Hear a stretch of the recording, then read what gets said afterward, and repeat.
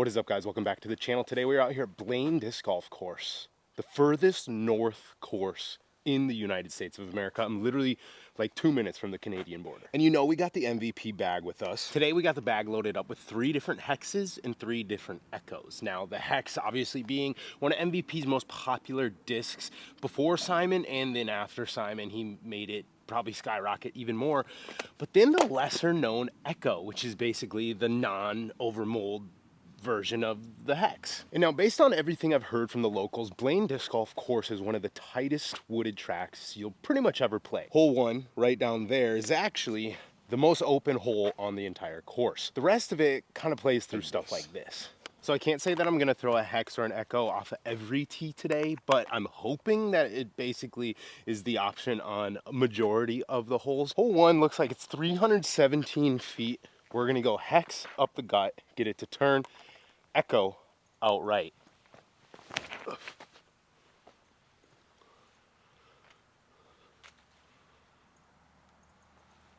That'll play. Get around that.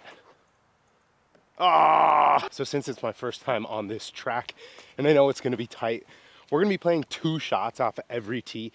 Ideally, a hex and an echo off of every tee, taking the best one and then playing that out. I want to give a quick shout out to Chris, who hooked it up with most of these. He's also a member of my Patreon if you're interested in joining that. The link is down in the description, but he's also a local, so he gave me these at the space race last week. So I would consider myself a wooded golfer. I like wooded disc golf. I think I'm pretty good at it. And so today should be a pretty good test of, you know, MVP's best straight mid-ranges. But honestly, I love the echo. I've always said if I didn't throw Buzzes S's and I didn't have 15 of them that were absolute money, I'd probably be an echo guy. So I want to show you guys how good the echo can be, but also really give it the breakdown compared to the overmold version, based on what I know, the hex. There's 3 keys to disc golf: driving, approaching, and putting. You need all 3 to do this disc sport. Well, guys, welcome back to the series MVP, Building the Bag 30 Days. If you're new to the series and you haven't been watching the last few episodes, and by last few I mean like 10, go check them all out. If you have and you've been enjoying, thank you, guys. We're back. Hole 2, 255. It's a short looking 255, but I'll take it. Not sure what the plastic is on this, but this came out I think 2 years ago for the OTB drop. I've thrown it way back then, and then one of these limited edition hexes that I think are a pretty like collectible run that people really like. Basically try and draw it down the left side. Oh, get a little, no. That was almost so good. Hold it. Yeah, come on. Ah. So I've heard some people, and to be honest, probably some uneducated people when it comes to Frisbees, they've said that the Echo is the same discs as the Mana from Thought Space, or the Lobster, I think, from Mint. You know, that's like an understable mid, and I'm like, you guys you must be saying this, but you've actually never felt an echo, because that is not at all what it is. The echo, in my mind, is actually more overstable than a hex is. And my goal for today's video is not to convince you that the hex or the echo is better than each other. It's to simply showcase the echo. Gross.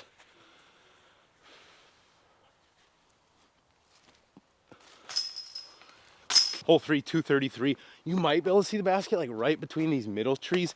It's a beautiful little turnover. Honestly, it's probably a little like forehand flip up, but oh no, that's not the one I'm throwing. This one is OTB Open once again. I feel like everything's damn OTB Open stamp. And then we got the Circuit Challenge one.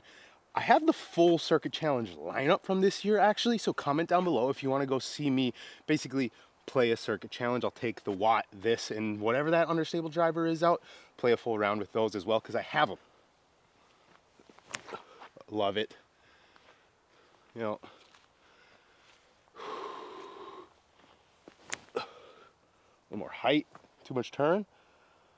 Oh, so this is one of them courses where I've been looking at the pictures on UDisc for the last couple weeks, and I'm like, you know, the course is not that far away. It's like a half hour, and I'm like, it looks cool. It looks beautiful. I mean, look at this, guys.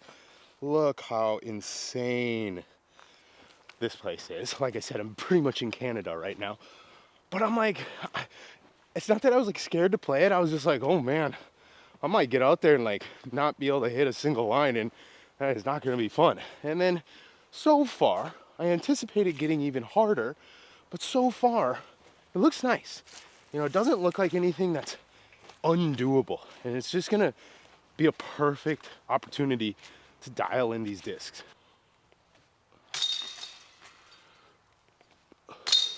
Hole 4. I think it's at 260. From what I know, this is currently in a shorter layout. I don't know if that's every hole or anything, but a little bit shorter. This is a tight shot. This is a nice one. I can see the zone you probably want to get to is like 30 feet left because there's kind of a couple nice gaps. So we're gonna try a hyzer flip to flat push, but then the miss is gonna be left. We're gonna go HEX first, because I think this one, 170 grams, is my straightest one in the bag right now. No! I feel like I slipped there. Love that. Love that. Get sneaky. Yeah! Now sit. That's perfect. I don't think you could really, unless I had like a super beat up disc that you could get to go, move left and then come back right, that seems like the shot. So with this MVP challenge, there's a ton of new viewers on the channel. Thank you for joining us. You might not know the Buzz SS, you know, beat up, straight, mid-range, hyzer flip to flat, hyzer flip to turn, hyzer push is probably my highest percentage shot. That is like my bread and butter game. So it's just like so exciting to get out to a course like this today where I just get to throw that shot, I assume, over and over again. Echo, about 30-ish left of the basket. A little shorty here, it says 210 feet. Just a beautiful little line. We're definitely gonna try and give this one a little ace run because it's just such a good shot to run. Oh, I yanked it, but is it gonna hyzer enough to be parked? Yeah, it is. Oh, that's flippy. I wanna know if Simon's thrown an Echo at all. Because obviously he loves the HEX, it's his disc, they're basically the same thing. But like, did he try the Echo? A little shorty here, it says 166 on U-disc. Big turnover. Looks like you gotta keep it high. The tricky part is the gap is like 50 feet ahead. Blue Echo, because I think it's the most stable. And then this one, because it is probably more stable than those others, because they seem a little flippy. And I want a little push forward.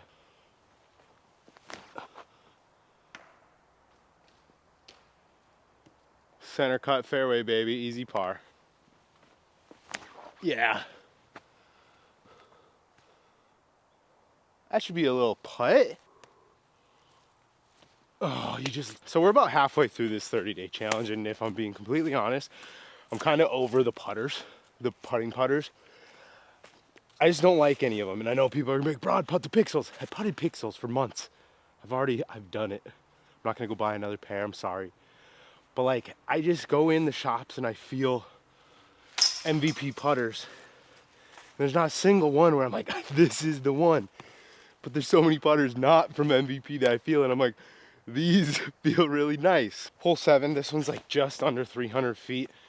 The gap here on the left, you should see the disc hyzer through it, and then the basket's kind of tucked off. You won't be able to see it. This is one that's kind of tricky because depending on the disc you're throwing, the outside gap works. The inside gap is probably better, but it's obviously kind of an inside gap. It might be a little tighter, you know?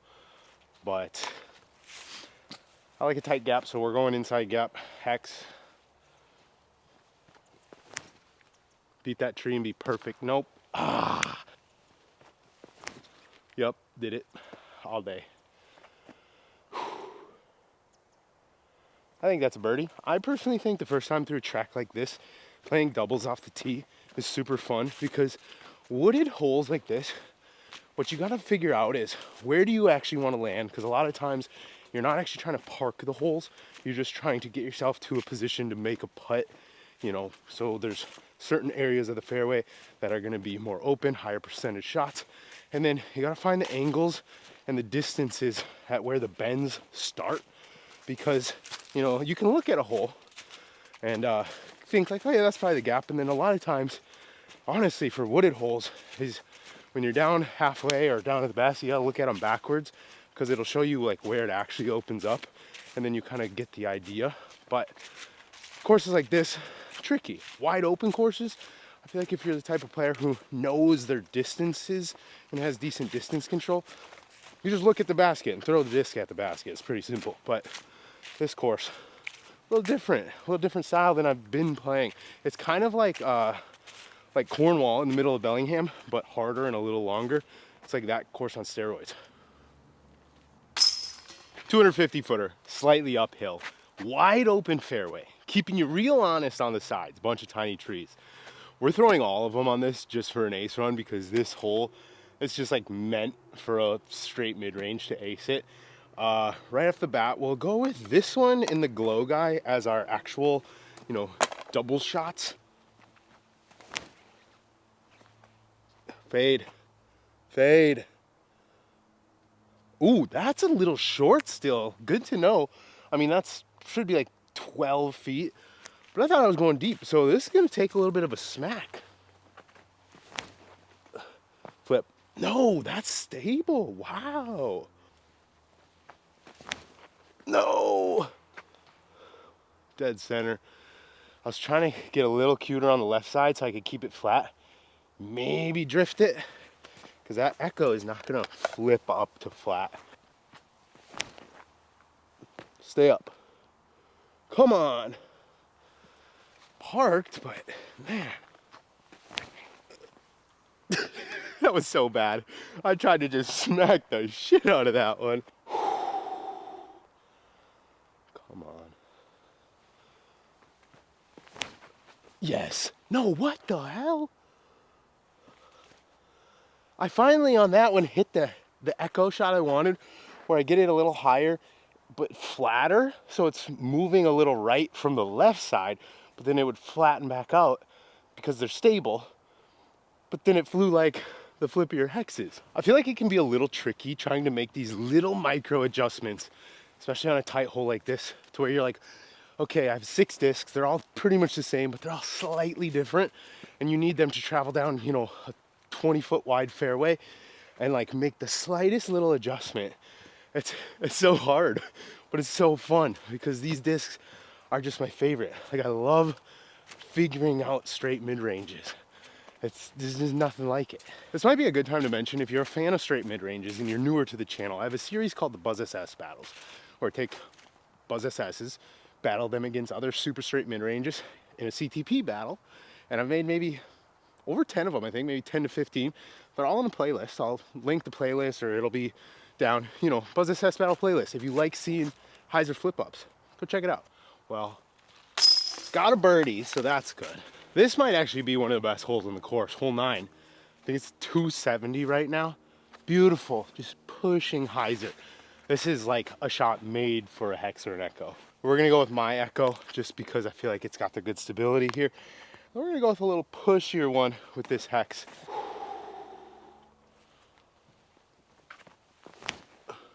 Yeah, come on. That's so good. Maybe 15 short. Hopefully I can hit that same shot here, but because the disc's a little flippier, it'll push up a little bit more. Maybe flirt with the ceiling a touch.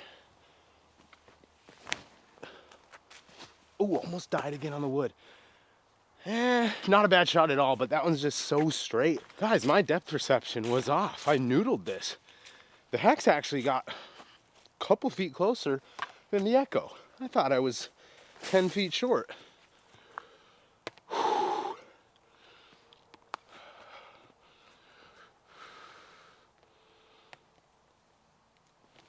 Come on. You gotta be kidding me.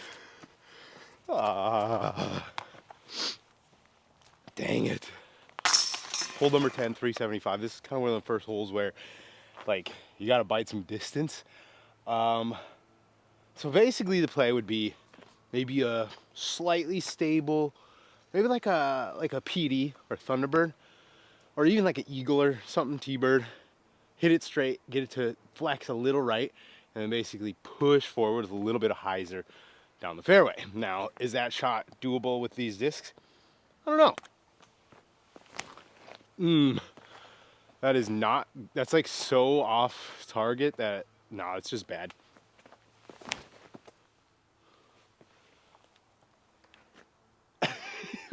That's not bad. I hit all three of the trees I was trying to miss, I guess. Basket right there. We are right here. Really, the play, I guess, is just a little flick turnover.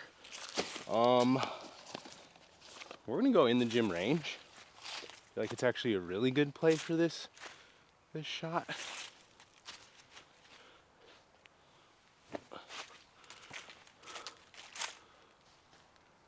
Yeah, so we're on hole 10. Overall, my thoughts of this course so far, I like it a lot. On the U-disc, I don't know how or when this course got put in, but it still says it's a work in progress. You know, they're working on clearing fairways, working on taking out trees. And I obviously agree that taking out some trees here and there would make this much more fair and playable, which I love fair wooded courses. I'm not a fan of courses where you're in there just trying to get lucky. That's just not fun to me. But what I've played so far, and knowing that a lot of the pin placements have been in shorts, I wish I would have played it when it was in longs. I assume it's not gonna be in longs till the spring, but I really like this course so far. It is a fun track, just lacing wooded lines. In the gym range came up like 20 short. So we do have to make a putt, which has obviously been what I'm good at today. Oh, you suck.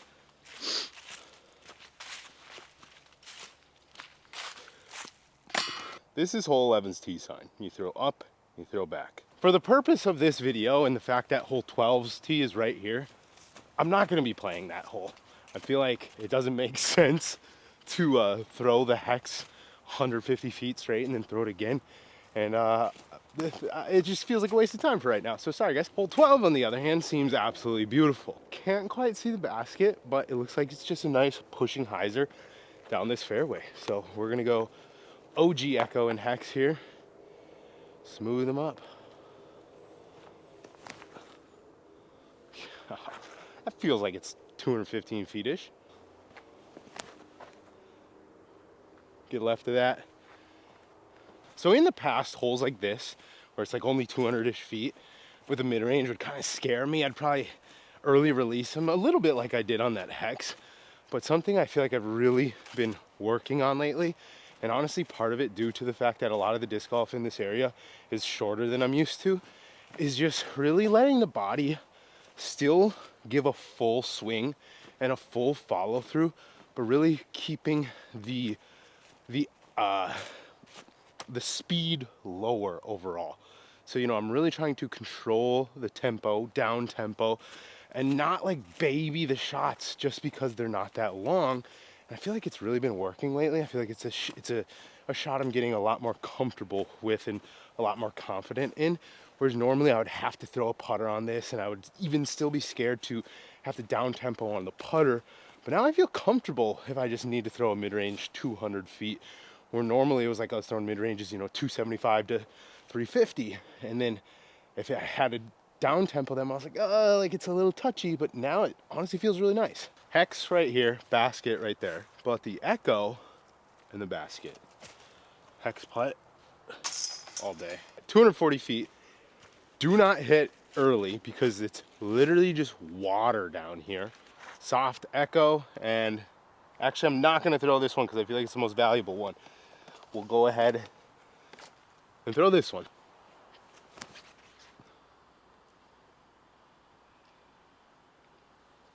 See, I don't really know. I feel like that's like fine, honestly. A little more hyzer on this one.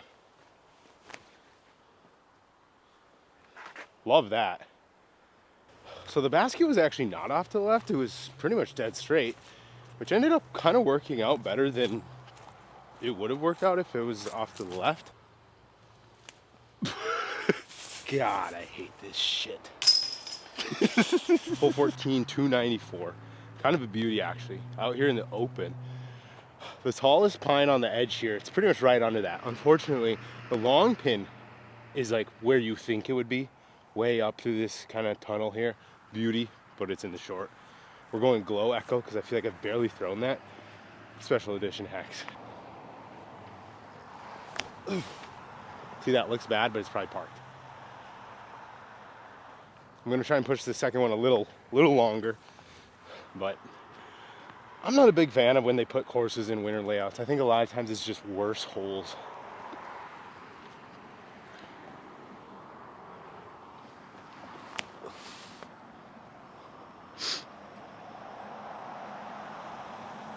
Oh, that one got kicked out. So both my shots landed short. I'm assuming I hit up in the tree and then just got kicked back out. This hole's tricky because obviously the basket's up in there. Honestly, a forehand might have been the play to just kind of push further in. Dude, I fucking blow right now. 15, 210. I can't see it. I should probably go up there a little bit because it's a nice like sloping hillside. The Annie's gonna ride it down. Okay, yeah, that's a beauty of a shot. Push it through, but you kind of want to push flat at the end and stay up top. This little, like this thing kind of like, it's like not in the way, but it kind of gives you the illusion that it is maybe.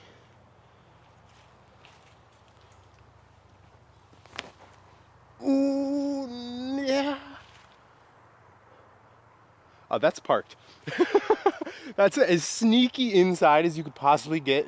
Definitely not the ideal line, but if you don't miss it, or if you don't hit anything, it's working very well. All right, echo.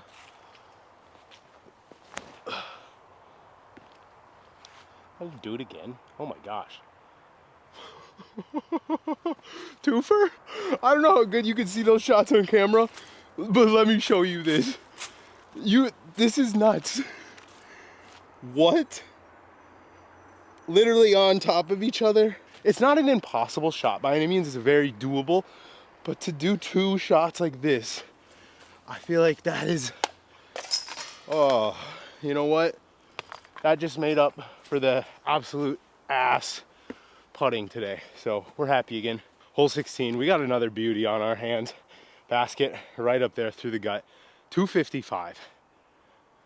One thing we haven't done yet is a hex side hand. And I will say the one thing the hex has on most super straight mid-ranges is the forehand hand feel is a little better because they're so low profile. This might play perfectly. We're just gonna go with a nice little standstill here.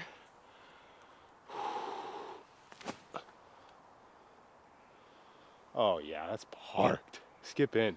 Oh man, we'll try the heck or the echo as well. The echo's flat, but I feel like it has seems to have a little more dome than the hex, but no reason I shouldn't be able to do the same thing. Oh, as I yank it. Felt fine. I want to try another one just for fun. Yeah, that's in the hole. I just aced it. Oh, can't really do it much better than this, guys. Hole 17, 267. Right up this right side gap. You can't quite see the basket, but it's pretty much in line with the left trees. Pretty nice. I'm gonna assume this one plays a little longer than it looks as well. Oh yeah. Oh, caught some branches. And I go lefter and into a tree. This hole actually plays even longer than I thought it did. I probably could have gone like power grip, actual smash right there. Not a smash, but like give it some juice. Whereas I thought if I just threw a nice finesse shot, but higher, it would carry.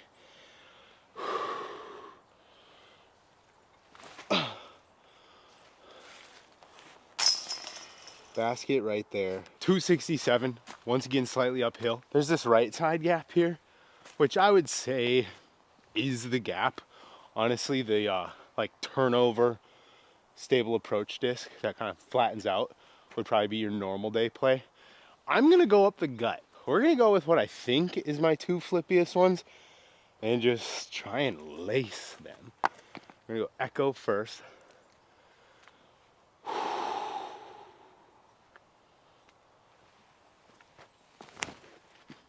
Yeah, wow. I love this shot. So satisfying. Can he go 2 for? Nope, just for fun, why not one more? With the height. Blain Disc Golf Course, the most northern course in the United States. Beautiful little track, beautiful. I really enjoyed it. My type of golf. Definitely not like the cleanest today, but the best shot off the tee format just made it so enjoyable. I love nothing more than throwing super straight mid-ranges. It doesn't really matter even what one it is. The flight of them is just, it's pretty much unbeatable. And when you end with 2 shots just laced up the gut, it's kind of hard to complain, you know? That was a good time.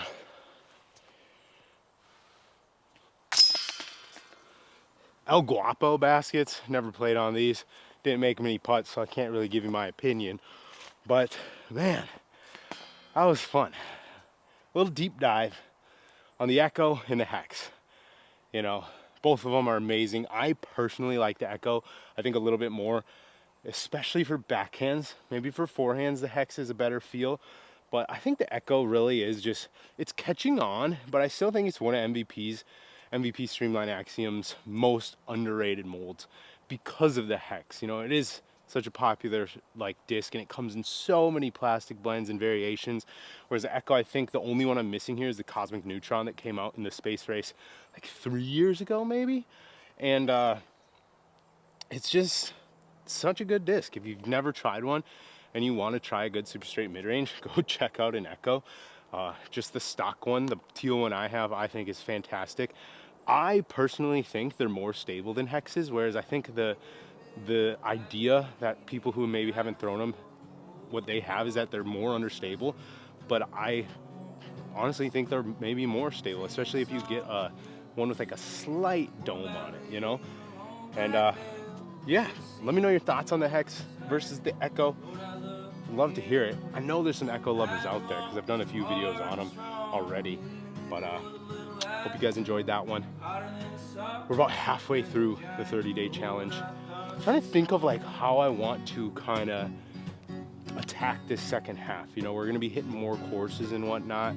Still gonna be doing some maybe like comparisons with the discs in my bag, like the favorite versus the MVP. You know, some more episodes of that. Let me know what you guys want to see. Thank you for enjoying the cinemas so far. Beautiful little track here, beautiful day. We'll see you in the next one.